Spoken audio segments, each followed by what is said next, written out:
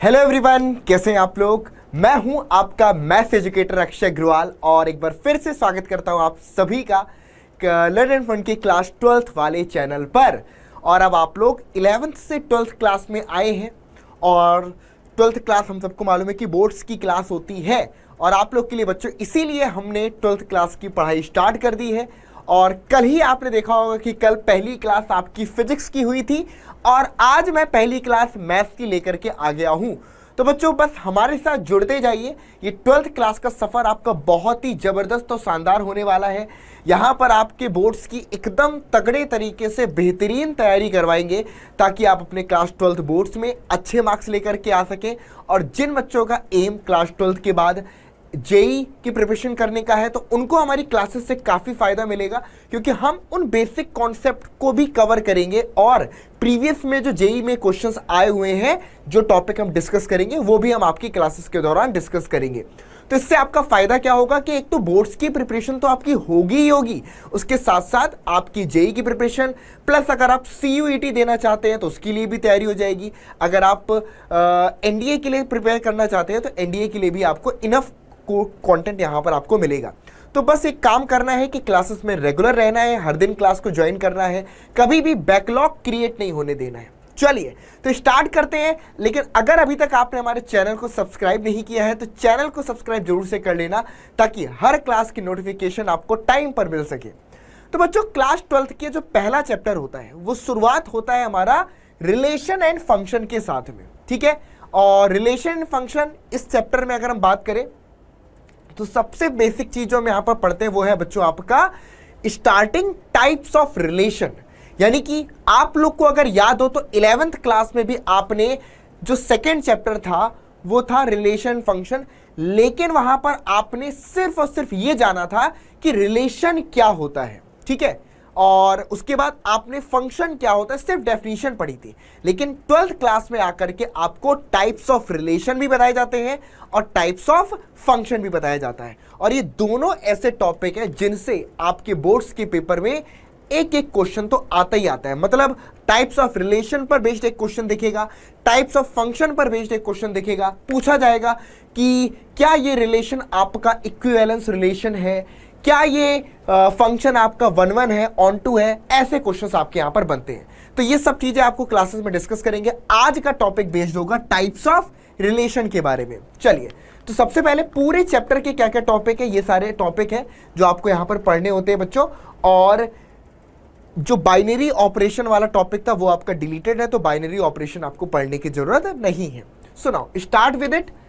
कुछ बेसिक चीजें जो 11th क्लास में आपने पढ़ी थी उनको एक बार हम जरा सा रिकॉल कर लेंगे ताकि 11th क्लास में अगर किसी का कुछ पोर्शन वीक है तो वो यहां पर थोड़ा सा आपको रिकॉल हो जाएगा।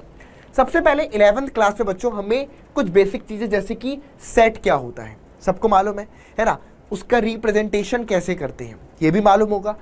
सबसेट क्या होता है, पावर सेट क्या होता है, कार्टेशियन प्रोडक्ट क्या होता है, रिलेशन क्या होता है, रिलेशन ऑन अ सेट, ये सारी चीजें आप लोग ने बच्चों 11th क्लास के पहले और दूसरे चैप्टर में पढ़ी होंगी। एक सिंपल सी बात करते, जब भी हमारे सामने बच्चों ये वर्ड आता है सेट, यहां पर आप देख सकते हैं जैसे ही आपके दिमाग में आता है सेट, सेट के नाम से क्या, collection of well defined distinct object. और सेट को हम इस तरीके से लिख देते हैं ना कि एक सेट बना ली जिसके अंदर एलिमेंट लिख दिए 1, 2 एंड 3, तो ये क्या हो गया आपका एक सेट हो गया, ठीक है। इसी तरह सेट ऑफ वॉवल्स हम पढ़ते हैं बच्चों ए, ई, आई, ओ, यू, ये हमारे क्या होते हैं बच्चों सेट होते हैं। सेट एक ऐसा कलेक्शन होता है जिसमें सभी ऑब्जेक्ट एक तो वेल डिफाइंड होते हैं और डिस्टिंक्ट होते हैं, कोई भी ऑब्जेक्ट रिपीट नहीं करता है। सेट को रिप्रेजेंट करने के बच्चों दो तरीके आप लोग ने 11th क्लास में पढ़े थे। नंबर 1 आपका होता है रोस्टर फॉर्म, ठीक है बच्चों, एक सेकेंड उसको ठीक से लिख देता हूं, या लिस्ट फॉर्म भी इसको हम बोल देते हैं। एक तो लिस्ट फॉर्म, ठीक है, और दूसरा आपके पास होता है सेट बिल्डर फॉर्म,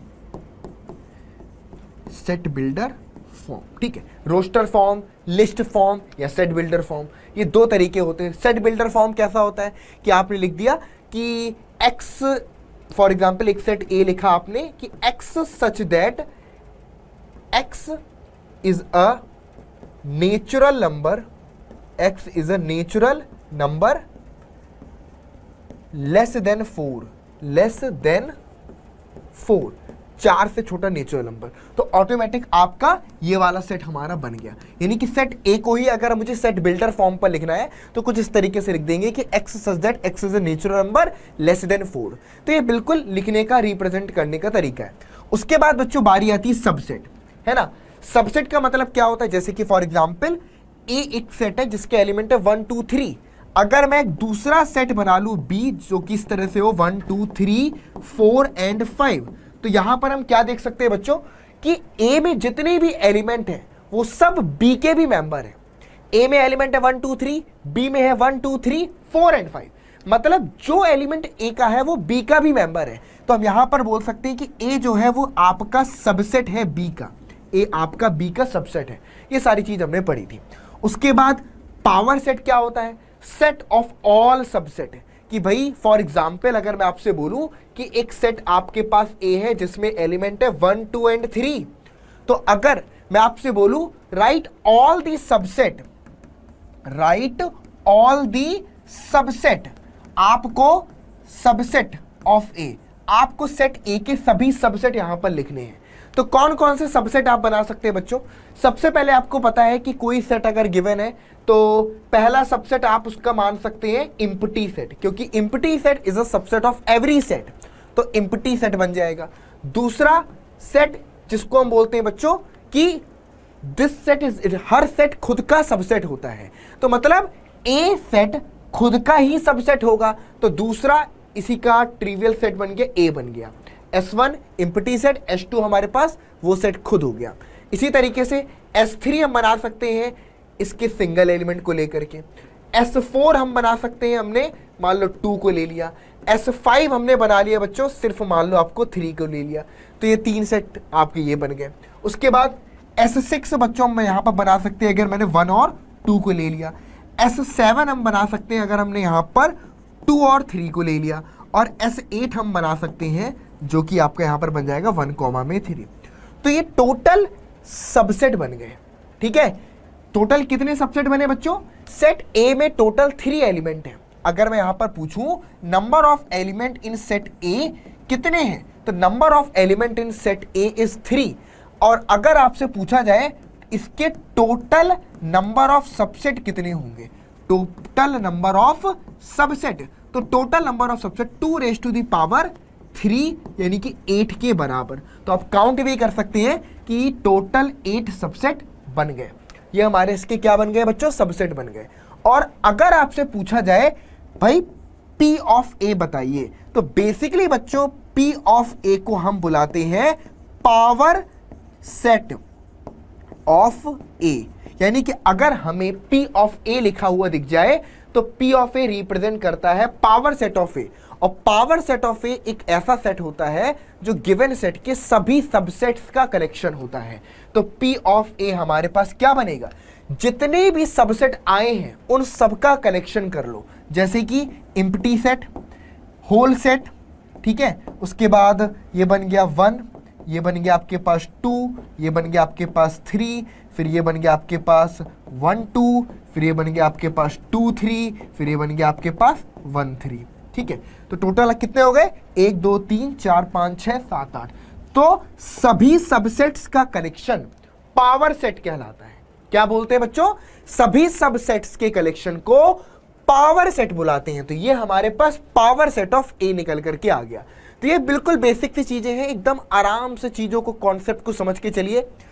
जो आपने 11th क्लास में पढ़ा है बस हम उसका थोड़ा सा एक्सटेंडेड वर्जन आपका 12th क्लास में पढ़ेंगे। तो बिल्कुल भी टेंशन नहीं लेना है। अगर 11th क्लास में किसी को भी लगता है कि भाई मेरा कोई टॉपिक आपका कमजोर रह गया है, तो दिक्कत की बात नहीं यार। 11th क्लास के सेट चैप्टर के जो भी लेक्चर्स हैं वो इसी YouTube चैनल पर पड़े हुए हैं। जा करके वो 2 से 3 लेक्चर हैं, एक बार देख लेना, आपके सारे बेसिक फंडामेंटल सब क्लियर हो जाएंगे। और उसके बाद आकर के ये तो 12th वाले लेक्चर है ही। तो इसलिए बच्चों आपको बिल्कुल भी घबराना नहीं है, या थोड़ी सी मेहनत करने का अपने अंदर जज्बा रखना है ना। कहीं पर लग रहा है कि ये चीज़ वीक हो रही है, उस पर जुट जाओ, लग जाओ उस पर मेहनत करने में कि कैसे नहीं होगा, होगा। और जैसे ही आप करोगे definitely you will get something. चलिए आई बात समझ में। चलो अब इसके बाद बात करते हैं नेक्स्ट में कार्टेशियन प्रोडक्ट जो कि हमने आपका 11th क्लास में ही पढ़ा था कार्टेशियन प्रोडक्ट के बारे में। फॉर एग्जाम्पल, अगर हमारे पास कोई दो सेट है, फॉर एग्जाम्पल कार्टेशियन प्रोडक्ट को हम इस तरह से रिप्रेजेंट करते हैं, ए क्रॉस बी के थ्रू रिप्रेजेंट करते हैं। किसके थ्रू बच्चों? ए क्रॉस बी के थ्रू। तो इसकी डेफिनेशन आप देख सकते हैं कि given two non empty set P and Q, the Cartesian product P cross Q is the set of all ordered pair of element from P to Q. मतलब कि दो सेट है, दोनों ही नॉन एम्प्टी सेट है, ठीक है, और Cartesian product को हम पी क्रॉस क्यू से डिनोट करते हैं, और ये एक्चुअल में कलेक्शन ऑफ ऑर्डर्ड पेयर होता है, collection of ordered pair small p comma small q such that for all p belongs to set p and for all q belongs to set q। ये हमारे पास बच्चों क्या होता है? p cross q होता है ना। तो कार्टेशियन प्रोडक्ट का मतलब है कि दो सेट का अगर कार्टेशियन प्रोडक्ट कर रहे हैं तो पहली बात, वो दोनों ही आपके नॉन एम्प्टी सेट होने चाहिए, यानी कि कार्टेशियन प्रोडक्ट तभी डिफाइन होगा जब दोनों ही आपके नॉन एम्प्टी सेट हो। और नॉन एम्प्टी सेट हो गया तो p क्रॉस q लिखा है, तो मतलब p कॉमा q टाइप के ऑर्डर्ड पेयर का कलेक्शन। अगर आपसे यहां पर q क्रॉस p पूछता कि what will be the q cross p, तो इसका मतलब क्या हो जाता है बच्चों? Ordered pair of the type small q comma small p such that, आप लिख सकते हो इसमें कोई फर्क नहीं पड़ता, small q belongs to capital Q and और स्मॉल p बिलोंग्स टू आपका कैपिटल P। ये हमारे पास q क्रॉस p हो गया। और एक इंपॉर्टेंट रिजल्ट जो यहां से निकल के आता है कि p cross q not equal to q cross p, है ना, p cross q not equal to q cross p if p and q are not equal, है ना। मतलब कि अगर सेट P और Q आपके बराबर सेट नहीं है, अगर P और Q आपके इक्वल सेट नहीं है, तो P क्रॉस Q कभी भी Q क्रॉस P के बराबर नहीं हो सकता। एक सिंपल सी बात है। हाँ, कब बराबर हो सकता है? जब P और Q इक्वल सेट हो, है ना। अगर कहीं पर आपके सामने ऐसे लिख दिया जाए, मान लो आपके सामने क्वेश्चन में गिवन हो कि P cross Q equal to आपके पास Q क्रॉस P है, तो इसका मतलब ये होगा कि सेट P और सेट Q आपस में बराबर होंगे, सेट P और सेट Q आपस में इक्वल होंगे। ये बात यहां से दिमाग में रखनी है, ठीक है। तो बस इस तरीके से हमें बेसिक चीजों को समझना है। आगे पर बात करते हैं प्रॉपर्टीज ऑफ कार्टेशियन प्रोडक्ट, जो कि मैंने अभी आपको बताया बच्चों कि नॉन कम्यूटेटिव होता है, ठीक है। दूसरा, number of element in A cross B. अगर हम ये निकाल रहे हैं कि ए क्रॉस बी में कितने एलिमेंट होंगे, तो सिंपल सा है, number of element in set A into में number of element in set B, इन दोनों का मल्टीप्लाई कर दो तो आपको number of element in A cross B या पी क्रॉस क्यू जो भी आपके सामने आ जाएगा। एग्जाम्पल से समझ लेंगे तो बेटर रहेगा। चलिए एक छोटा सा एग्जाम्पल, मान लो एक सेट है आपके पास ए जिसमें एलिमेंट है 1 कॉमा में 2, और एक दूसरा सेट आपके पास B है जिसमें एलिमेंट है मान लो A कॉमा में आपका B। ये क्लियर है? ये सेट A हो गया, ये सेट आपका B हो गया। अब अगर मैं यहां पर आपसे पूछूं A क्रॉस B अगर निकालना है मान लो, तो क्या बनेगा? A क्रॉस B बनेगा ऑर्डर्ड पेयर। जब A क्रॉस B निकालने हैं तो पहला A का होगा, दूसरा B का होगा, तो 1 कॉमा में A, फिर दूसरा 1 कॉमा में B और 2 कॉमा में A एंड 2 कॉमा में आपका B। तो आप देख सकते हैं सेट A में कितने नंबर ऑफ एलिमेंट हैं? Number of element in set A is 2 and similarly number of element in set B is also true. तो you can say that number of element in set A cross B equal to number of element in set A into में number of element in set B that is 4। तो ये हमारे पास 4 निकल करके आएगा। आई बात बच्चों यहां से समझ में क्लियरली कि नहीं आई? फटाफट से कमेंट बॉक्स में लिख करके बताइए। एवरीवन क्लियर है? हो गया जी? कोई डाउट यहां पर? तो number of element in A cross B equal to number of element in A into में number of element in set B. ये हमारे पास प्रॉपर्टीज ऑफ कार्टेशियन प्रोडक्ट निकल के आता है। चलिए अब बात करते हैं बच्चों रिलेशन के बारे में। What is relation? ये सारी चीजें आपने 11th क्लास में पढ़ी है। मैं पहले वहां से पकड़ के चल रहा हूं कि अगर कोई बच्चा मुझसे ये ना बोले कि सर 11th क्लास तो मेरी पूरी तरीके से बर्बाद हो गई है, 12th कैसे होगी? तो बेटा ये देखो कि अगर आप मुझसे पढ़ रहे हो ना, मुझसे अगर पढ़ रहे हो तो इतना याद रखना, मैं तुम्हें पहला चैप्टर पढ़ाऊंगा तो पहले 11th के जो जो कॉन्सेप्ट ज़रूरत वाले हैं वो सारे पढ़ाऊंगा, फिर 12th के कॉन्सेप्ट पढ़ाऊंगा। मैं तुमसे दूसरा चैप्टर पढ़ाऊंगा तो पहले ट्रिग्नोमेट्रिक फंक्शन की बेसिक कॉन्सेप्ट जो वहां पर पढ़े थे वो पढ़ाऊंगा, फिर देन इनवर्स ट्रिग्नोमेट्रिक फंक्शन पढ़ाऊंगा। ये मेरे पढ़ाने का तरीका है, ठीक है।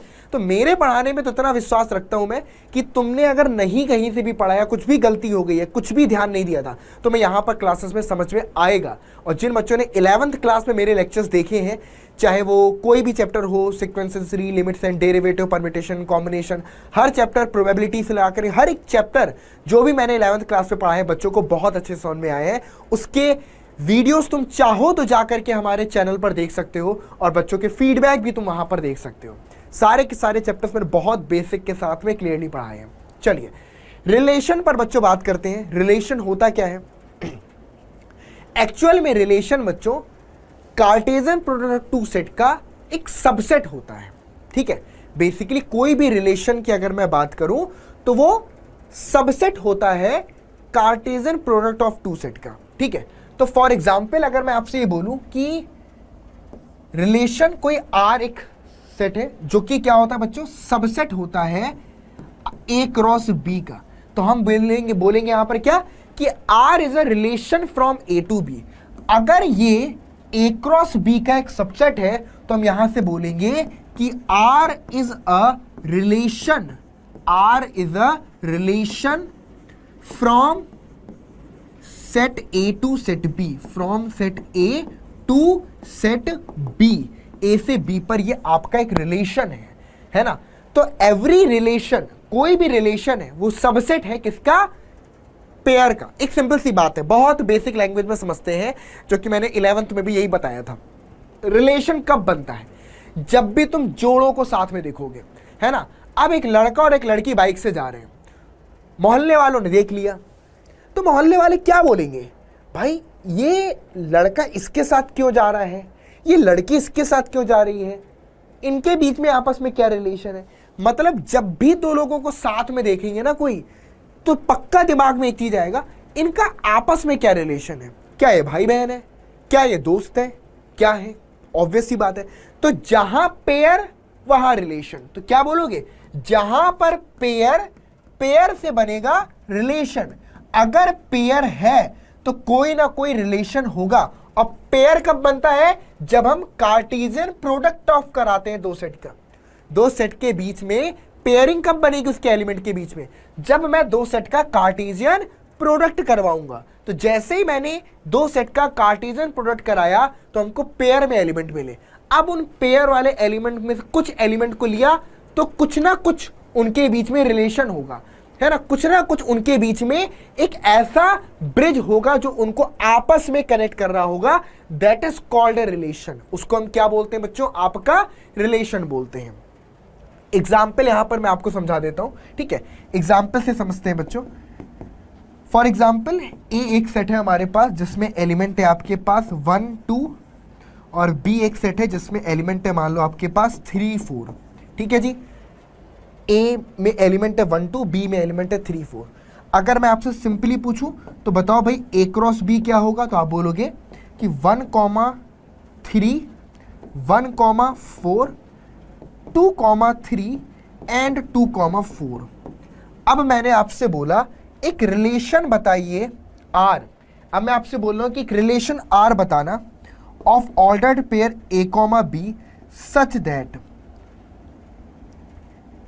for all A belongs to set A and for all B belongs to set B, comma A minus B, A minus B, या इसको हम ऐसे भी लिख सकते हैं कि B माइनस A जो है आपका वो 2 के बराबर है।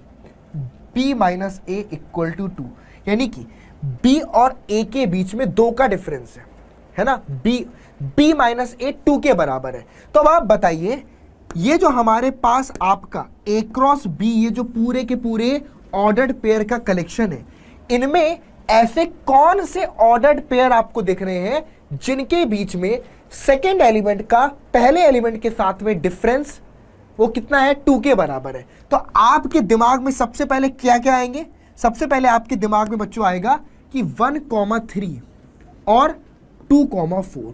तो ऑटोमेटिकली आप एक रिलेशन आर बना लोगे जिसके अंदर दो एलिमेंट आ गए, एक तो आ गया 1,3, दूसरा आपके पास आ गया 2,4। ये बात समझ में आई? ये एक्चुअल में क्या है? ये एक्चुअल में क्या है? ये आपका सबसेट है बच्चों ए क्रॉस बी का, ये ए क्रॉस बी का एक सबसेट है। तो ये चीज बेसिकली यहां से हमें निकल करके रिलेशन क्या हुआ, एक रिलेशन एक सबसेट है जो कि ए क्रॉस बी का। अगर हम ए और बी के बीच में रिलेशन बता रहे हैं तो R must be subset of A cross B, है ना, उसको उस सेट को ए क्रॉस बी का सबसेट होना पड़ेगा। अगर ए से बी पे रिलेशन बता रहे हो, अगर बी टू ए रिलेशन बनाएंगे कि बी से ए पर रिलेशन है तो must be subset of B cross A, B cross A का सबसेट होना पड़ेगा। तो ये बेसिक सी चीजें हैं। ये बात क्लियर हो गई बच्चों, है ना? तो एक्चुअल में ये चीज यहां से हमको निकल करके आ रही, सबको दिख रहा है? कोई डाउट है यहां पर? Anyone else? चलिए, तो ये बेसिकली हमारे पास रिलेशन की डेफिनेशन हो गई। अब बात करेंगे relation on a set. On a set का मतलब क्या है? एक ऐसा रिलेशन जो कि सबसेट है ए क्रॉस ए का, ठीक है। मान लो आपके पास कोई सेट ए है, तो रिलेशन ऑन अ सेट का मतलब है एक ऐसा रिलेशन, एक ऐसा सबसेट जो कि ए क्रॉस ए का सबसेट है। यानी कि जो मान लो हमें सेट ए पर निकालना है तो ए क्रॉस ए के जितने भी सबसेट होंगे वो रिलेशन ऑन दैट सेट कहलाएंगे, ठीक है। तो अभी हमने क्या देखा बच्चों? रिलेशन देखा फ्रॉम ए टू बी। अभी हमने ए से बी पे रिलेशन देखा, है ना। लेकिन जब मैं बोल रहा हूं रिलेशन ऑन सेट ए, मान लो मैंने लिख दिया relation R on set A, कहीं पर आपको ये लिखा मिल जाए, आपको कहीं भी ये लिखा मिल जाए कि रिलेशन ऑन सेट ए, तो इसका मतलब क्या होगा कि दिस रिलेशन आर जो है बच्चों ये सबसेट होगा ए क्रॉस ए का, ए क्रॉस ए का। ये मतलब समझ लो, ए क्रॉस ए मतलब कि एक सेट का उसी सेट के साथ में कार्टेशियन प्रोडक्ट हो जाना, that is called relation on a set. Simple सी बात है।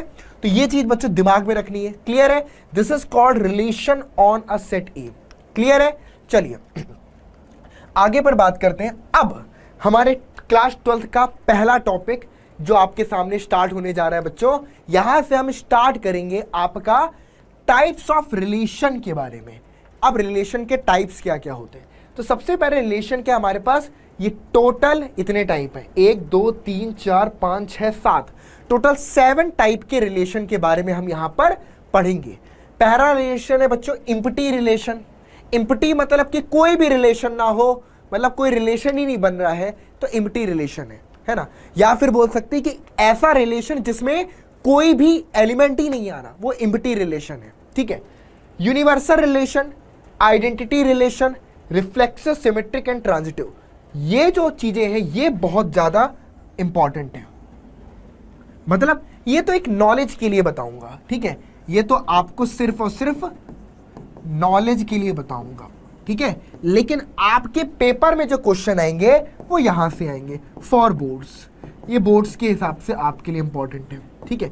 ये तो नॉलेज के लिए है कि empty relation, universal relation, identity relation, लेकिन बोर्ड्स में इन 4 से क्वेश्चन बनेगा कि रिलेशन रिफ्लेक्सिव है या नहीं है, रिलेशन सिमेट्रिक है या नहीं है, रिलेशन ट्रांजिटिव है या नहीं है, क्या ये रिलेशन इक्विवेलेंस रिलेशन है या नहीं है। ऐसे क्वेश्चंस आपके यहां पर बनेंगे, ठीक है। तो सबसे पहले लेकिन मैं आपको पूरा ही समझाऊंगा ताकि आपके बेसिक्स फंडामेंटल्स क्लियर रहे। तो आइए बच्चों स्टार्ट करते हैं सबसे पहले रिलेशन से जिसका नाम है एम्प्टी रिलेशन। एम्प्टी रिलेशन क्या है? Simple, a relation R in a set A is called empty relation if no element of A is related to any element of A. यानी कि सेट ए का कोई भी एलिमेंट सेट ए के element से related ही नहीं है तो उसको हम रिलेशन और एम्प्टी रिलेशन बोलते हैं। अभी समझ में नहीं आया? देखो यहां पर टाइप्स ऑफ रिलेशन तब समझ में आएंगे जब मैं तुम्हें एग्जांपल्स बताऊंगा। एग्जांपल देखते हैं। मान लो आपसे कहा गया कि आपको एक बॉयज स्कूल जाना है। कौन से स्कूल जाना है? बॉयज स्कूल जाना है, ठीक है। तो let A be the set of all student of a boys school. कौन से बच्चों? बॉयज स्कूल, ठीक है। बॉयज स्कूल में गए, जितने भी बच्चे हैं उन सबका एक सेट बनाया, तो वो एक सेट बन गया। ठीक है, तो सेट ए हमारे पास क्या है, set of all student, set of all students of boys school. ठीक है, ये हमारे पास बॉयज स्कूल हो गया। क्लियर है बच्चों? Set of all students of boys school, boys school के जितने भी स्टूडेंट हैं उन सभी का कलेक्शन हो गया। ठीक है, आगे पर बोल रहा है कि so that the relation R in A given by R equal to A comma B. अब एक रिलेशन बोल रहा है, so that a relation in A, relation in A मतलब कि किसमें रिलेशन, सेट ए में रिलेशन। अब आर आपका एक रिलेशन है such that ordered pair A comma B, such that A is a sister of B, A is sister of B. अब मुझे बताइए, क्या बॉयज स्कूल में कोई लड़की होगी क्या? बॉयज स्कूल में कोई लड़की होगी क्या? नहीं। तो बॉयज स्कूल में हो सकता है कि एक दूसरे का भाई हो, लेकिन एक दूसरे की बहन हो, ऐसा पॉसिबल है क्या? नहीं। और आपसे बोला कि ये रिलेशन तुम्हें इस सेट में बनाना है, तुम गए बॉयज स्कूल और बॉयज स्कूल में बच्चों से पूछ रहे हो क्या ये तुम्हारी बहन है, तो वो बच्चे क्या करेंगे, झुका लेंगे, मतलब तुम्हें पिटाई करेंगे तुम्हारी। ठीक है, तो कुल मिला करके अब तुम जब ऐसा कलेक्शन करने गए तो तुम्हारे हाथ क्या लगेगा, कुछ नहीं। तुम्हारे हाथ क्या लगेगा, कुछ नहीं। मतलब ये बनेगा इम्पटी, ये क्या बनेगा, इम्पटी, यानी कि तुम्हारे हाथ में कुछ भी नहीं आया, क्योंकि इस पर्टिकुलर नियम को फॉलो करने वाला कोई भी पेयर आपको सेट ए क्रॉस ए में मिल ही नहीं रहा था। मतलब कि आप गए ए क्रॉस ए बनाया, आपने दो दो बच्चे पकड़े, दो लड़कों को पकड़ा, क्या तुम इसकी बहन हो? उसने एक चाटा मारा, कहता है शर्म नहीं आती है, दो लड़कों को बहन बना रहा है ना। मतलब ऐसे तो कोएड स्कूल में भी लोग आपस में जल्दी बहन नहीं बनाते, बॉयज स्कूल में कैसे बना लेंगे मेरे दोस्त, है ना। तो समझ गए, तो ये रिलेशन तुम्हारा इम्पटी रिलेशन हुआ। मतलब रिलेशन है लेकिन उस रिलेशन को फॉलो करने वाला कोई एलिमेंट नहीं है, तो ऐसे को हम इम्पटी रिलेशन बोलते हैं। क्या बोलते हैं बेटा, इम्पटी रिलेशन बोलते हैं। आई बात समझ में कि नहीं आई? दिमाग लगा करके एकदम इत्मीनान से समझना। इम्पटी रिलेशन मतलब कि एक ऐसा रिलेशन जिसके अंदर कोई एलिमेंट ना आए, वो इम्पटी रिलेशन हो गया। और अब मान लो हमने वेन डायग्राम बनाया, वेन डायग्राम से अब इसको एरो डायग्राम सॉरी बोलेंगे, इसको हम बोलेंगे आपका एरो डायग्राम। लेकिन अब आप देख सकते हो जैसे ही मैं एरो बना दूंगा, जैसे ही मैं एरो बना दूंगा तो उसका मतलब होगा कि ये एलिमेंट इससे रिलेटेड है, लेकिन इसमें मैंने कोई भी एरो नहीं बनाया, कोई भी एरो नहीं बनाया, मतलब कि कोई भी एलिमेंट किसी से भी रिलेटेड नहीं है। तो इस तरीके से क्या हुआ, ये एक तरीके से हमारे इम्पटी रिलेशन को शो करता है। किसको शो करता है, इम्पटी रिलेशन को। कोई एरो ही नहीं है किसी एलिमेंट का किसी के साथ में, that's why this is called empty relation. आई बात समझ में मेरे दोस्त, क्लियर है कि नहीं है? जल्दी से वीडियो को लाइक और शेयर कर देना और कमेंट बॉक्स में अपना फीडबैक जरूर दे करके बताइएगा कि ये क्लास तुमको कैसी लगी। यार देखो सब कुछ तुम्हारे लिए कर रहे हैं, ठीक है ना। मैं चाहता हूं कि यार तुम लोग जितने भी बच्चे मेरे इस हमारे चैनल पर है, ये सारे के सारे बच्चे जब 12th का रिजल्ट आए ना, तो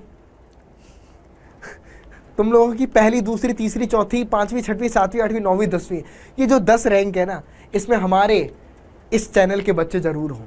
ये मतलब मेरी एक्चुअल में एक बोल सकते हैं सपना है, ठीक है। और मुझे लगता है कि वो सपना तुम लोग फुलफिल कर सकते हो, ठीक है। बस करना क्या होगा, थोड़ी सी मेहनत करनी होगी, है ना। जितनी तुम मेहनत करोगे उससे बहुत ज़्यादा मेहनत मैं तुम्हारे लिए करूँगा, ठीक है। तो साथ में मिल करके मेहनत करते हैं और कोशिश करते हैं कि ये जो टॉप 10 रैंक है उसमें आ सके। मैं कोई प्रेशर नहीं कर रहा मेरे दोस्त, मैं तुम्हें ऐसा पढ़ाऊँगा कि तुम्हारी रैंक आए, बस तुम्हें ऐसा पढ़ना पड़ेगा कि तुम्हारी रैंक आए, ठीक है। तो अगर तुम पढ़ने के लिए तैयार हो तो मैं पढ़ाने के लिए तैयार हो, फिर देखते हैं, आओ देखे जरा किसमें कितना है दम। चलिए और मिलके फोड़ेंगे हम। चलिए, तो ये हमारे पास इम्पटी रिलेशन हो गया मेरे दोस्त। आगे बढ़ते हैं, अगला रिलेशन है universal relation. Universal relation, universal relation मतलब कि दो सेट का कार्टेशियन प्रोडक्ट, पूरा कार्टेशियन प्रोडक्ट को ही हम यूनिवर्सल रिलेशन बोलते हैं। एक्चुअल में रिलेशन है क्या, रिलेशन सबसेट ही तो है गिवन सेट का, गिवन कार्टेशियन प्रोडक्ट का सबसेट ही है। आपको मालूम है हर सेट खुद का सबसेट होता है, हर सेट खुद का सबसेट होता है। मतलब अगर मैं आपसे बोलूं कि ए एक सेट है, ए क्या है आपका, एक सेट है, इनका कार्टेशियन प्रोडक्ट ए क्रॉस ए होगा, ठीक है। अब मैंने इसका एक सबसेट लिया जो ए क्रॉस ए ही ले लिया, तो ए क्रॉस ए भी तो सबसेट होगा बच्चों ए क्रॉस ए का, है ना। एक इम्प्रॉपर सबसेट होगा लेकिन होगा, तो ए क्रॉस ए का सबसेट होगा।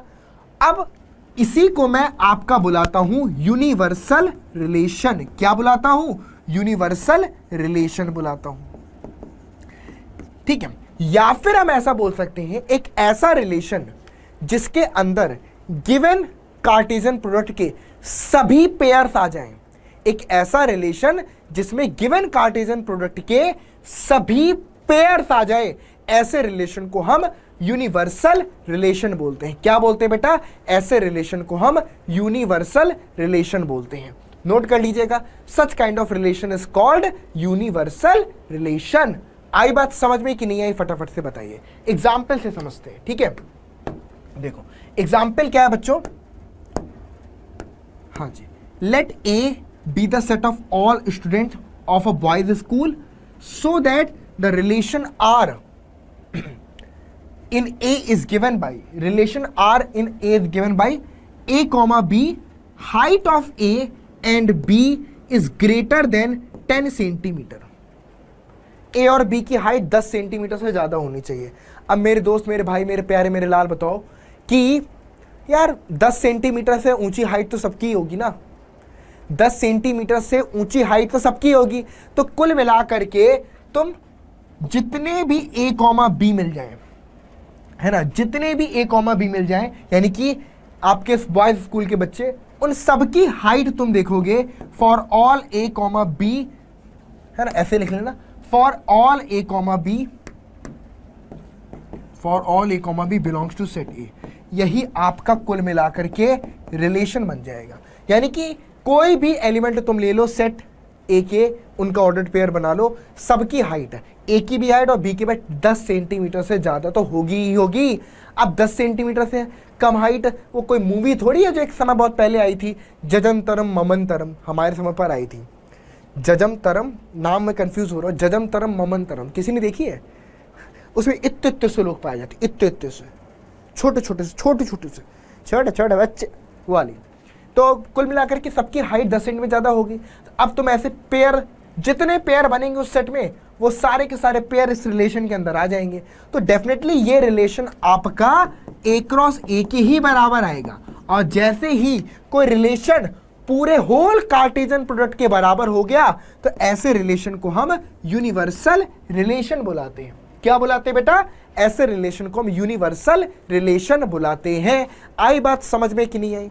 क्लियर है? चलिए, ये हमने बेसिक फंडामेंट। अब आप देख सकते हो कि यहां पर 1 को 1 से भी जोड़ा, 1 को 2 से भी जोड़ा, 1 को 3 से भी जोड़ा, 1 को 1 से, 1 को 2 से, 1 को 3 से भी जोड़ा। सिमिलरली देखना, 2 को 1 से जोड़ा, 2 को 2 से जोड़ा और 2 को 3 से जोड़ा। हमने 2 को तीनों से कनेक्ट कर दिया।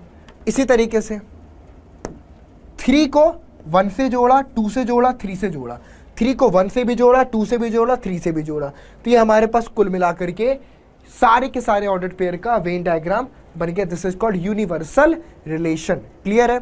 चलिए, अब आता है नेक्स्ट, जिसको हम बुलाते हैं बच्चों आइडेंटिटी रिलेशन। क्या बुलाते हैं? Identity relation. आइडेंटिटी रिलेशन का मतलब है कि अगर कोई एलिमेंट केवल और केवल खुद से ही कनेक्ट हो और किसी से ना हो, और खुद से कनेक्शन पक्का हो, तो उसको हम आइडेंटिटी रिलेशन बोलते हैं। मतलब कि अगर मैं बोल रहा हूं कि ये आपका सेट ए है, ये भी सेट ए है, ऑब्वियस सी बात है, सेम एलिमेंट तो सेम सेट हुए। 1 का 1 से, 2 का 2 से, 3 का 3 से, 4 का 4 से, 5 का 5 से, यानी कि हर एलिमेंट का खुद से कनेक्शन हो और केवल खुद से हो और किसी से भी ना हो, है ना। हर एलिमेंट का खुद से कनेक्शन हो और सिर्फ खुद से हो और किसी से भी ना हो, तो ऐसा रिलेशन हमारा आइडेंटिटी रिलेशन होता है। मतलब एक ऐसा रिलेशन जिसमें अगर मैं बोलूं ordered pair A comma B such that for all A comma B belongs to A and A must be equal to B, A B के बराबर हो, ए अगर बी के बराबर है, A must be equal to B, A B के बराबर हो, तब हम बोलेंगे कि ये रिलेशन आपका कैसा हो गया बच्चों, एक आइडेंटिटी रिलेशन। नाम से समझ में आ रहा है, आइडेंटिटी, मेरी एक ही आइडेंटिटी होगी, मेरी 10 आइडेंटिटी नहीं हो सकती हैं। तो 1 सिर्फ और सिर्फ 1 से ही कनेक्टेड होगा और किसी से भी नहीं। अगर 1 का कनेक्शन किसी और से कर दिया तो ये आइडेंटिटी रिलेशन नहीं रह जाएगा। अगर 1 का रिलेशन 1 के अलावा भी किसी और से हो गया तो भी आइडेंटिटी नहीं है। कंडीशन क्या है आइडेंटिटी रिलेशन की, केवल और केवल खुद से होगा और किसी से भी नहीं होगा, और खुद से संबंध होना जरूरी है, खुद से रिलेटेड होना जरूरी है। तो ये हमारे पास निकल करके आया। ठीक है बच्चों, आई बात समझ में? एनीवन एल्स, कोई डाउट यहां पर किसी को भी? क्लियर है? चलिए अब बात करते हैं बच्चों रिफ्लेक्सिव रिलेशन के बारे में। रिफ्लेक्सिव रिलेशन का मतलब क्या होता है कि हर एलिमेंट का खुद से तो कनेक्शन हो, किसी और से हो भी हो तो चलेगा, लेकिन खुद से होना जरूरी है। मतलब आप देख सकते हो एक सेट ए है, दोनों तरफ पे 1 का कनेक्शन 1 से है, 2 का 2 से है, 3 का 3 से है, 4 का 4 से है, 5 का 5 से है। यानी कि आइडेंटिटी तो है ही, लेकिन 1 का कनेक्शन 2 के साथ में भी है, तो ऐसा रिलेशन आपका रिफ्लेक्सिव हो जाएगा। यानी कि इसको हम आइडेंटिटी रिलेशन नहीं बोलेंगे, इसको हम बोलेंगे आपका रिफ्लेक्सिव रिलेशन, कि हर एलिमेंट का खुद से कनेक्शन हो, किसी और से भी हो तो चलेगा। ठीक है, चलिए तो इसको हम अगर डिफाइन करें तो ऐसे लिख सकते हैं, एक सेकेंड, हाँ जी यहां पर लिख देता हूं, R is reflexive if A comma B belongs such that for all A comma B belongs to A and, एक सेकेंड, ए कॉमा बी, एक relation A for all A comma A, for all A belongs to set, ऐसा relation. ठीक है, यानी कि एक ऐसा relation जिसमें हर एलिमेंट खुद से रिलेटेड हो, हर ए कॉमा ए टाइप के जितने भी एलिमेंट हैं वो सब उस रिलेशन में अगर आ रहे हैं तो ऐसा रिलेशन हमारा रिफ्लेक्सिव रिलेशन होगा। मतलब हर एलिमेंट खुद से तो कनेक्टेड होना ही चाहिए, बाकी किसी और से हो तो कोई फर्क नहीं पड़ता, लेकिन खुद से जरूर हो, खुद से जरूर हो। समझ गए? खुद से नहीं तो कोई फर्क नहीं पड़ता, फिर तो मामला गड़बड़ है, खुद से रिलेटेड होना जरूरी है। ठीक है, तो मतलब कि ए कॉमा ए टाइप के पेयर अगर रिलेशन में है, for all A belongs to A, जितने भी सेट ए के मेंबर हैं उन सभी मेंबर के लिए अगर ए कॉमा ए आर का मेंबर है, तब तो हम बोलेंगे कि ये रिलेशन आपका रिफ्लेक्सिव है, अदरवाइज रिफ्लेक्सिव नहीं है। चलिए एक एग्जांपल से समझते हैं। क्वेश्चन है बच्चों आपके पास, so that the relation R in the set 1, 2, 3 given by R equal to 1, 1, 2, 2, 3, 3, 1, 2, 2, 3 is reflexive और नॉट, ये रिफ्लेक्सिव होगा कि नहीं होगा? तो सिंपल सी बात आप क्या देख सकते हैं बच्चों यहां पर, कि जो हमारे पास सेट ए है, मान लो जिसमें एलिमेंट है 1, 2 एंड 3, तो हम देख सकते हैं for all A belongs to set A, आप इस सेट का कोई भी एलिमेंट ले, आप देख सकते हैं कि A comma A belongs to R, A comma A belongs to R, R को बिलोंग करता है। ठीक है, आप 1 उठाओगे तो 1, 1 आर का मेंबर है, हाँ। 2 को उठाओगे 2, 2 आर का मेंबर है। 3 को उठाओगे 3, 3 आर का मेंबर है, हाँ है। बस इतनी डेफिनेशन अगर फॉलो कर लिया, इतनी डेफिनेशन अगर फॉलो कर लिया तो हम बोलेंगे yes this is reflexive, yes this is reflexive, ये आपका एक रिफ्लेक्सिव रिलेशन होगा। क्या होगा? ये एक आपका रिफ्लेक्सिव रिलेशन होगा। Yes this is reflexive relation. Clear है? आई बात समझ में एवरीवन? चलिए अगला क्वेश्चन हमारे पास इसी से रिलेटेड है बच्चों। Let L be the set of all lines in a plane. L क्या है बच्चों? एल है हमारे पास set of all lines, set of all lines in a plane. एक प्लेन में जितनी भी लाइन्स हैं उनका एक सेट है। अब हमने एक रिलेशन आर बनाया है, एक रिलेशन आर बनाया है such that L1 comma L2 such that L1 is parallel to L2, L1 आपका L2 के पैरेलल है। Simple, L1 comma L2 such that L1 is parallel to L2, L1 आपका L2 के पैरेलल है। तो अब आप कोई भी दो लाइन देखिए, ठीक है, हर लाइन को बच्चों खुद के पैरेलल माना जाता है, ठीक है। ये एक बहुत ट्रिवियल रिलेशन है कि every line is parallel to itself. हर लाइन को खुद के पैरेलल हम बोल सकते हैं, ठीक है। हर लाइन को खुद के पैरेलल हम बोल सकते हैं इन ज्योमेट्री। अगर ज्योमेट्री में मैं बात करूं तो हम बोल सकते हैं कि हर लाइन खुद के पैरेलल होती है।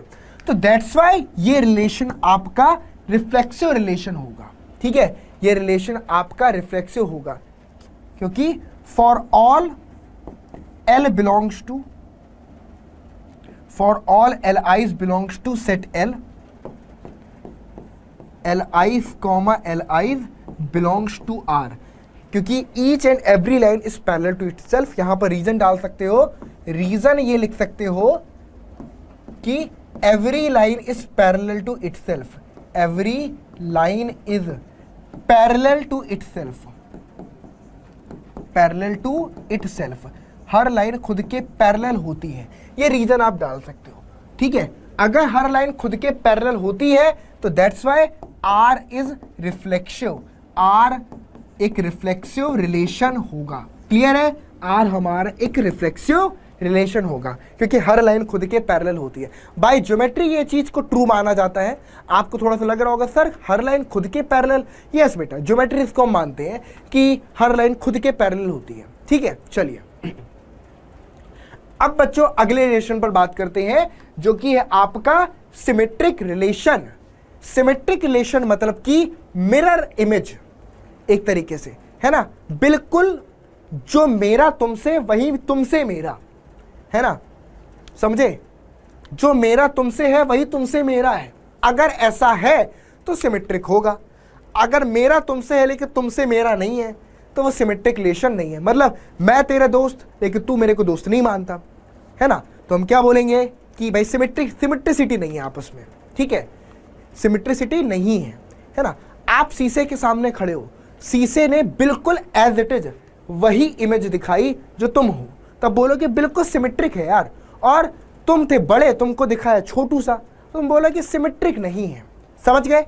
तो इस चीज को हम क्या बोलते हैं? देखो, a relation R on a set A is said to be symmetric relation if and only if A comma B belongs to R।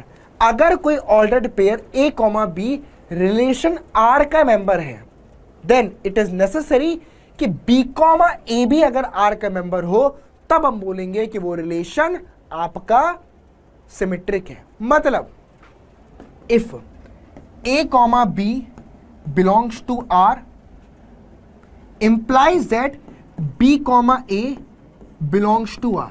मतलब अगर A comma B R का मेंबर है और both implies B comma A भी R का member है तो हम क्या बोलेंगे, है ना, A comma B R का मेंबर है और B comma B A भी R का मेंबर है, या B comma A R का मेंबर है तो A comma B R का मेंबर है, तो हम बोलेंगे कि रिलेशन R जो है वो आपका सिमेट्रिक होगा। रिलेशन R आपका सिमेट्रिक रिलेशन होगा। मतलब A B से कनेक्टेड तो B A से भी है ना। चलिए एग्जाम्पल देखते हैं, देखना, जैसे कि 1 का कनेक्शन 2 से, तो यहां पर, और 3 का कनेक्शन है 5 से। 1 is related to 2, 3 is related to 5। अब देखना, 2 is related to 1 and 5 is related to 3। देख लिया, 1 का 2 से, 2 का 1 से है, 3 का 5 से, 5 का 3 से है। तो इसका मतलब क्या हुआ कि इस रिलेशन R में कौन कौन से मेंबर है? 1 2 आया, 2 1 भी आया, 3 5 आया और 5 3 भी आया। मतलब तो हम ये बोलेंगे रिलेशन हमारा सिमेट्रिक है। मतलब एक सिंपल सी बात है कि if a comma b belongs to R and b comma a also in R, then we can say that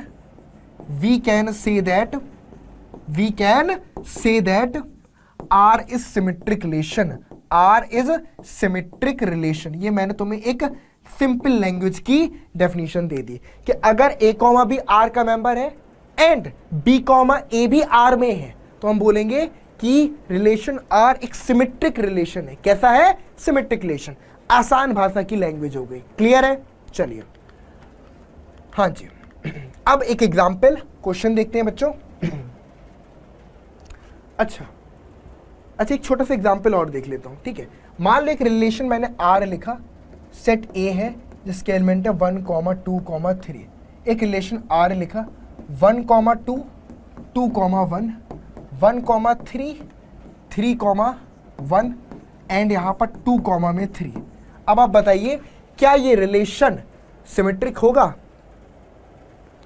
क्या ये रिलेशन जो कि सेट A पर बना है सिमेट्रिक रिलेशन होगा? क्या क्या एलिमेंट है? 1, 2 है, 2, 1 है, 1, 3 है, 3, 1 है और 2, 3 है। तो क्या ये सिमेट्रिक होगा? नहीं, ये सिमेट्रिक नहीं होगा। क्यों नहीं होगा? रीजन है कि 2, 3 belongs to R but 3, 2 not belongs to R। 3, 2 R को बिलोंग नहीं करता है, इसलिए ये आपका हमारा सिमेट्रिक रिलेशन नहीं होगा। क्लियर है? तो इट इज नॉट सिमेट्रिक। क्या लिख दोगे बच्चों? Not symmetric. ये सिमेट्रिक रिलेशन नहीं है। सिंपल। चलिए आगे आओ। अगला क्वेश्चन यहां पर है, बड़ा इंपॉर्टेंट है बच्चों। Let L be the set of all lines in a plane. L क्या है बच्चों? Set of all lines in a plane. In a plane, एक प्लेन में जितनी भी लाइन्स हैं उनका कलेक्शन है। Let L be the set of all lines in a plane. Defined R, एक रिलेशन डिफाइंड है बच्चों यहां पर, वो ये है L1, L2 such that L1 is perpendicular. L1 perpendicular का यही सिंबल होता है ना, पक्का परपेंडिकुलर का यही सिंबल होता है। L1 is perpendicular to L2। अब आप बताइए, है ना, आपको पता है कि अगर एक लाइन किसी दूसरे लाइन के परपेंडिकुलर है तो डेफिनेट सी बात है कि अगर ये मान लो L1 है और ये मान लो L2 है, अगर L1 L2 के परपेंडिकुलर है तो आप बोलोगे L2 L1 के भी परपेंडिकुलर है। तो सिंपल सी बात है कि if L1 is perpendicular to L2 it is implies that कि L2 is also perpendicular to L1। अगर L1 L2 के परपेंडिकुलर होगा तो पक्का है कि L2 L1 के परपेंडिकुलर होगा, दोनों एक दूसरे के परपेंडिकुलर होंगे। तो इसका मतलब क्या हुआ कि हाँ भाई, ये जो रिलेशन है इसमें A, B अगर होगा तो B, A अपने आप होगा, क्योंकि L1 L2 के परपेंडिकुलर है तो L2 भी तो L1 के परपेंडिकुलर होगा। तो that's why this relation is symmetric relation. ये आपका एक सिमेट्रिक रिलेशन होगा। क्लियर है? ये आपका एक सिमेट्रिक रिलेशन हो जाएगा। आई बात समझ में? चलिए अब इसी तरीके से एक और क्वेश्चन है। मान लो यहीं पर मैं क्वेश्चन बना दूं इसी पे, R equal to L1, L2 such that L1 is parallel to L2। L1 is parallel to L2। चलिए ये एक और मैंने बनाया। अब आप मुझे बताइए क्या ये रिलेशन सिमेट्रिक होगा? क्या ये रिलेशन आपका सिमेट्रिक होगा? मैंने एक क्वेश्चन बनाया, जल्दी से बताओ। L1 is parallel to L2, L1 L2 के पैरेलल है।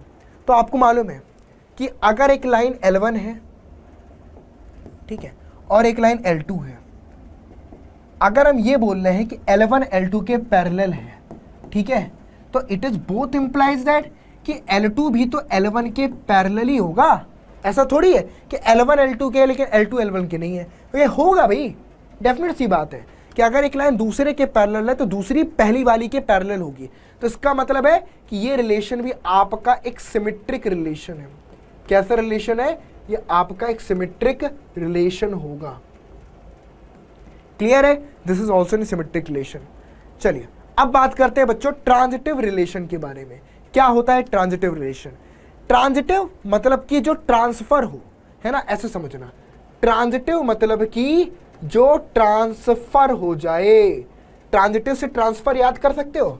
हाँ जी, मतलब ऐसे अगर मैं बोलूं कि अगर ए का connection A is related to B and B is related to C, समझना, ए अगर बी से रिलेटेड है, बी अगर सी से रिलेटेड है, और अगर ये रिलेशन ए से सी पर ट्रांसफर हो रहा है, मतलब A is related to C, अगर ऐसा हो रहा है मतलब ए कॉमा बी आर का मेंबर है, बी कॉमा सी आर का मेंबर है, and if we get A comma C also belongs to R, then हम क्या बोलेंगे? The relation is transitive. The relation is transitive means कि if A comma B and B comma C belongs to R, then A comma C belongs to are implies that कि R is transitive.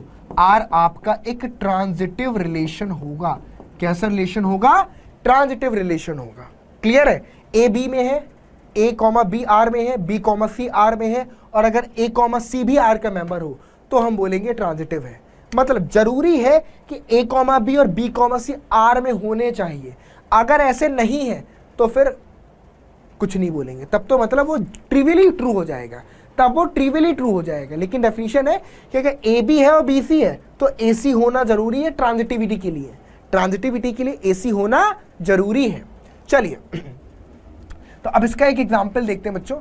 यहां पर देखिएगा, 1 का connection 2 के साथ में है, 2 का कनेक्शन 4 के साथ में है। देखना 1,2 belongs to R, 2,4 belongs to are.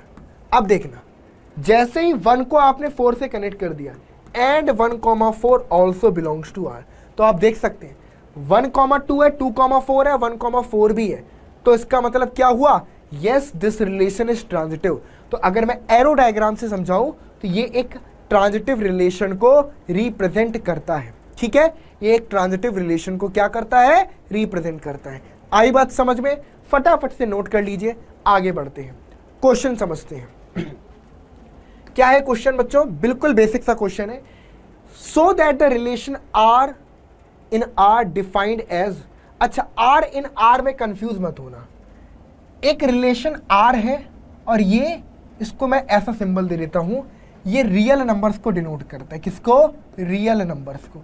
Actual में दोनों को हम आर से डिनोट करते हैं, इसलिए यहां पर कंफ्यूजन हो जाता है। ठीक है, तो आर इन आर का मतलब है एक दूसरा आर वो सेट है जो कि रियल नंबर्स के सेट को रिप्रेजेंट करता है। तो यहां पर जब हम रिलेशन और रियल नंबर्स दोनों एक ही क्वेश्चन में ले रहे होंगे तो हम रियल नंबर्स के लिए ऐसा सिंबल इस्तेमाल करेंगे, इस तरीके का सिंबल इस्तेमाल करेंगे for real numbers to avoid confusion, ताकि हम कंफ्यूजन को अवॉइड कर सकें। ठीक है, चलिए तो रिलेशन आर हमारे पास है आपका A comma B such that A is less than equal than B. ठीक है, अब आपको बताना है is reflexive and transitive but not symmetric, मतलब आपको ये शो करना है कि ये रिफ्लेक्सिव होगा, ट्रांजिटिव होगा, बट नॉट सिमेट्रिक। तो एक सिंपल सी बात, for all A belongs to real numbers, कोई भी रियल नंबर अगर मैं लेता हूं तो हर रियल नंबर खुद से छोटा या बराबर तो हो गई, है ना, छोटा तो नहीं होगा लेकिन बराबर तो हो गई। हर रियल नंबर खुद से छोटा या बराबर तो हो गई। इट इज इंप्लाइज दैट कि A comma A relation are के मेंबर होंगे, है ना, यानी कि कोई भी रियल नंबर के रिस्पेक्ट में A comma A relation R का मेंबर होगा। That means R is reflexive, R हमारा एक रिफ्लेक्सिव रिलेशन होगा। ठीक है, आर हमारा रिफ्लेक्सिव रिलेशन होगा। नाउ अब अगर आप देखिए A comma B belongs to R का मतलब क्या? इसका मतलब है A less than equal than B. ठीक है, B comma C belongs to R का मतलब क्या? कि B must be less than equal than C, B must be less than equal than C. सोचो, ए बी से छोटा या बराबर, बी सी से छोटा या बराबर, तो प्रैक्टिकल सी बात है ना बेटा कि A must be less than equal than C, A C से छोटा या बराबर तो होगा ही होगा, ए आपका छोटा या बराबर सी से होगा ही होगा। क्यों? क्योंकि ए बी से छोटा या बराबर है, बी सी से छोटा या बराबर है, तो ऑब्वियस सी बात है कि ए सी से छोटा या बराबर होगा। दैट मीन्स कि A comma C belongs to R. इसका मतलब क्या हो गया कि R is a transitive relation, R आपका एक ट्रांजिटिव रिलेशन होगा। क्लियर है? आर आपका एक ट्रांजिटिव रिलेशन होगा। ये बात क्लियरली समझ में आई कि नहीं आई? आई बात समझ में कि रिलेशन आर आपका एक ट्रांजिटिव रिलेशन होगा। क्या होगा? ट्रांजिटिव रिलेशन होगा। क्लियर? चलिए अब इसके बाद बात करते हैं नॉट सिमेट्रिक। सिमेट्रिक क्यों नहीं है? ऑब्वियस सी बात है, देखना 1,2 आर का मेंबर है क्योंकि 1 2 से छोटा या बराबर है। लेकिन अब आप देख सकते हैं कि 2,1 नॉट बिलोंग्स टू आर, क्योंकि 2 1 से छोटा थोड़ी है, नॉट बिलोंग्स टू आर। इसका मतलब क्या हुआ? R is not symmetric, R आपका सिमेट्रिक नहीं होगा। R is not symmetric relation, relation R आपका सिमेट्रिक रिलेशन नहीं होगा। क्लियर है? R is not a symmetric relation, ये सिमेट्रिक रिलेशन नहीं होगा। आई बात समझ में? क्लियर है? चलिए, तो बेसिकली यही प्रूव करना था कि रिफ्लेक्सिव होगा, ट्रांजिटिव होगा, बट नॉट सिमेट्रिक, सिमेट्रिक नहीं होगा। चलिए अब लास्ट इसमें बात करेंगे बच्चों हम इक्विवेलेंस रिलेशन के बारे में। किसके बारे में? इक्विवेलेंस रिलेशन के बारे में।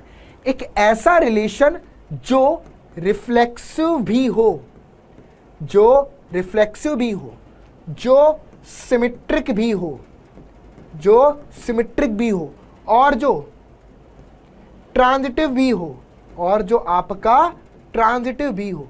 ऐसा relation which is reflexive, symmetric and transitive, all three, ऐसे रिलेशन को हम इक्विवेलेंस रिलेशन बोलते हैं। क्या बोलते हैं?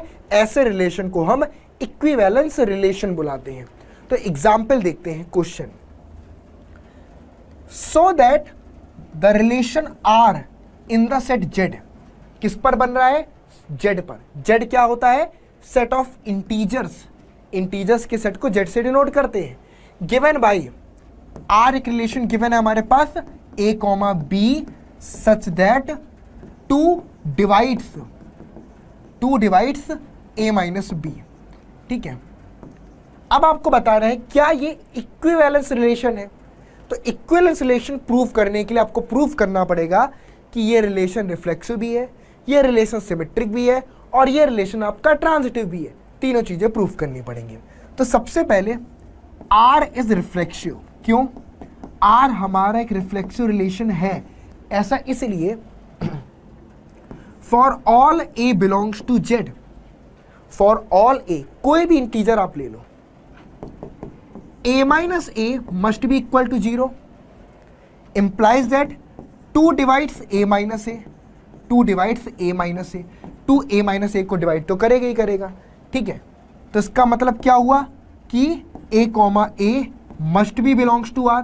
इसका मतलब रिलेशन r रिफ्लेक्सिव हो गया, क्योंकि सभी इंटीजर के लिए a कॉमा a r का मेंबर है। इसलिए क्योंकि a माइनस a का डिफरेंस 2 से डिविजिबल होगा, क्योंकि a माइनस a मतलब कि 0। इंटीजर को उसी इंटीजर से घटा दो तो क्या आएगा भाई? 0 आएगा। तो ये आ गया। क्लियर है? अब देखते हैं r is symmetric, relation r आपका सिमेट्रिक भी होगा। देखना कैसे? For all a comma b belongs to z, let a comma b belongs to r। a comma b belongs to r का मतलब क्या है कि 2 divides a minus b, 2 a minus b को डिवाइड करता है। अब बताओ 2 अगर a माइनस b को डिवाइड करता है तो इट इज इंप्लाइज है कि 2 also divides b minus a, तो b माइनस a को भी डिवाइड करेगा। अगर 2 a माइनस b को डिवाइड करता है तो पक्का है कि 2b माइनस ए को भी डिवाइड करेगा। तो अगर 2b माइनस ए को डिवाइड करता है तो इसका मतलब है कि b comma A also belongs to R. तो मतलब a comma B belongs to R implies that b comma A belongs to R. इसका मतलब है कि रिलेशन r आपका सिमेट्रिक रिलेशन हो गया, यानी कि ये रिलेशन आपका सिमेट्रिक भी है। अब बात करते हैं transitive. r is a transitive relation. r is a transitive relation. कैसे? देखो, if a comma B belongs to r, इसका मतलब है कि a माइनस बी जो है वो 2 से डिविजिबल होगा।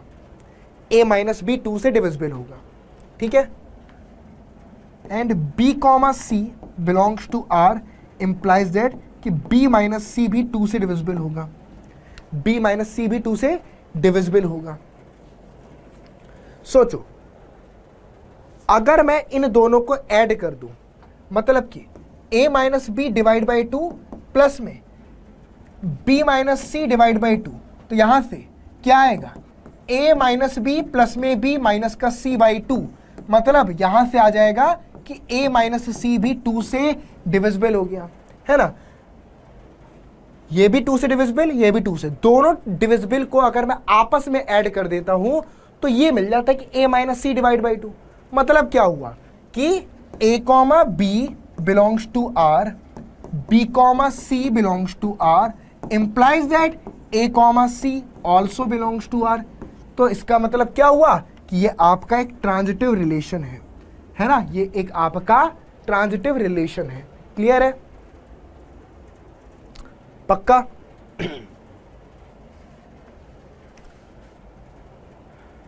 चलो अगला क्वेश्चन देखते हैं बच्चों। अगला क्वेश्चन क्या है? ठीक है, तो ये हमारा ट्रांजिटिव रिलेशन में हेंस। अच्छा, इसके बाद हम क्या बोल सकते हैं? Hence since relation R is reflexive, symmetric and transitive. Reflexive, symmetric and transitive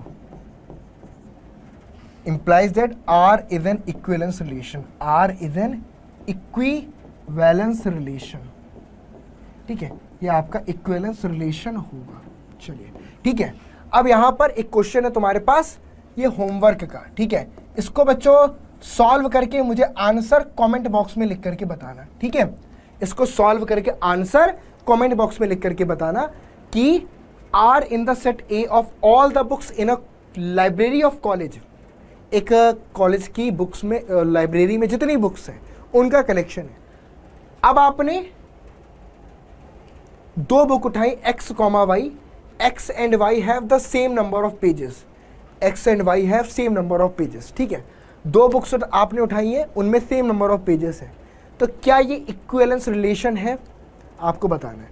obvious सी बात है कि दो सेम बुक उठाओगे, सेम नंबर ऑफ पेज होंगे ही, तो हर बुक खुद से कनेक्टेड होगी ही होगी। ए में बी से सेम पेज है, बी में सी से सेम पेज है, सॉरी ए में बी से सेम पेज है तो बी से ए में सेम पेज होंगे। तो इसको सॉल्व करना बहुत ही आसान सवाल है। ठीक है, चलिए, तो ये हमारे पास कंप्लीट होता है। अब मिलेंगे नेक्स्ट क्लास में, जिसमें हम बच्चों टाइप्स ऑफ फंक्शन के बारे में पढ़ेंगे। तो आज की क्लास को अच्छे तरीके से देखना है, जो क्वेश्चन होमवर्क में दिए जा रहे हैं उनको करके लाना। मिलते हैं नेक्स्ट क्लास में, तब तक के लिए good bye, take care to all of you, thank you so much to everyone.